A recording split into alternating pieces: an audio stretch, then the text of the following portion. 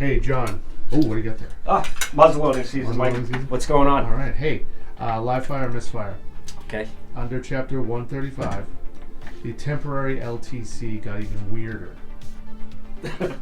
Yeah, I'd say definitely that would be a live fire. So first off, when we talk about a temporary LTC, the slang for that is a non-resident LTC. When we look at the law, there's no such thing as a non-resident LTC. It's actually referred to as a temporary LTC. Gotcha. With that said, I guess one of the positive changes of 135, it now appears that a non-resident that holds a temporary LTC in the Commonwealth can actually buy ammunition from a ammunition retailer in the Commonwealth, Right. somebody that is licensed to sell ammunition.